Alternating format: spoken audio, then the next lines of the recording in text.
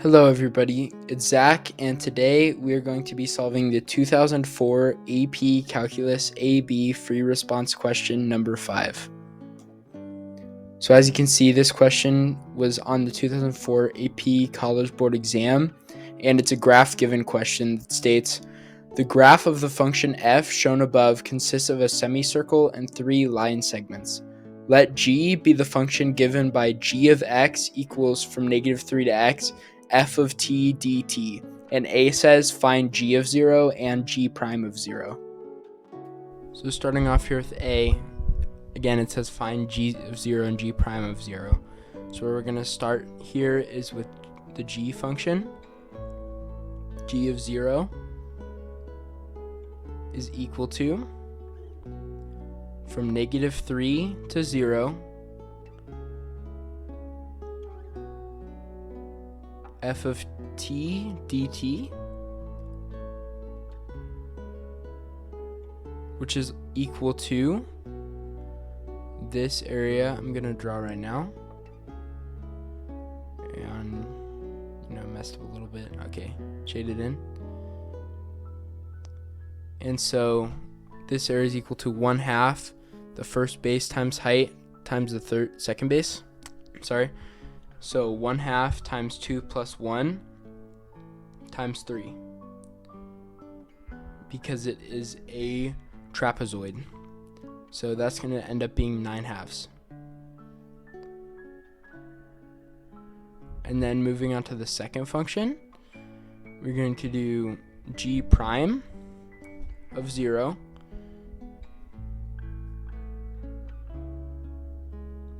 which is equal to just f of 0, which is going to be equal to 1.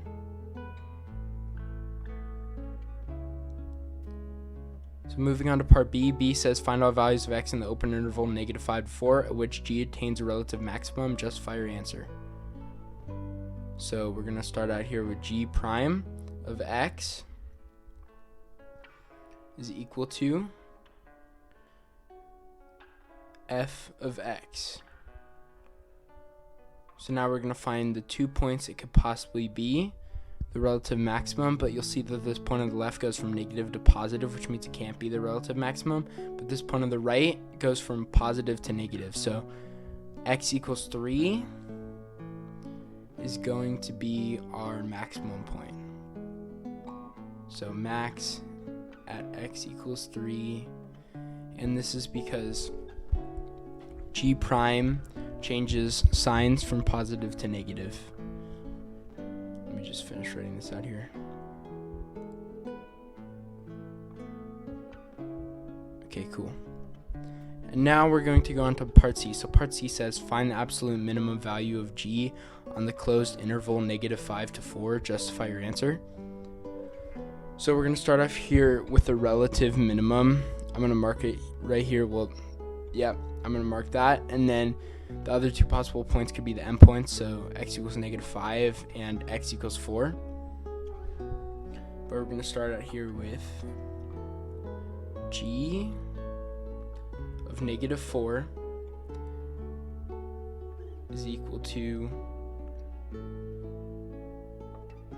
from -3 to -4, the integral of f of t dt,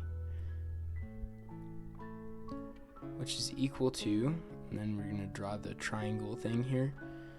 So that's 1/2 base times height, but because it's going from right to left, it's going to be -1/2 base times height. So 1/2 negative, don't forget that negative sign, and then 2 is the height, and 1 is the base. So it is going to multiply out to -1. And next we're going to do g of -5, which is equal to a -3 to 5, the integral of f of t dt.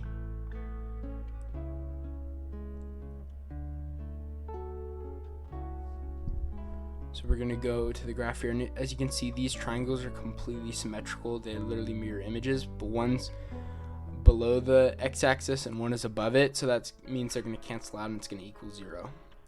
So next we got g of the other endpoint, which is positive 4, and that's going to equal from negative 3, the integral, oops, still a little bit too large there, from negative 3 to 4, the integral of f of t dt again.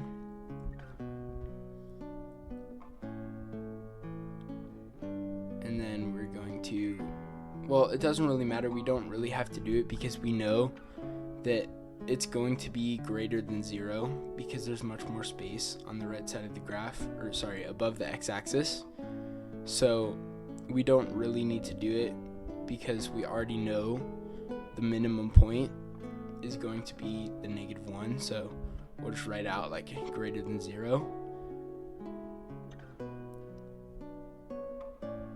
And then we could just use negative 1 as our answer. Alright, so on to part D. Part D says find all values of x in the open interval negative 5 to 4 at which the graph of g has a point of inflection. So there's 3 points that this graph can have a point of inflection right now.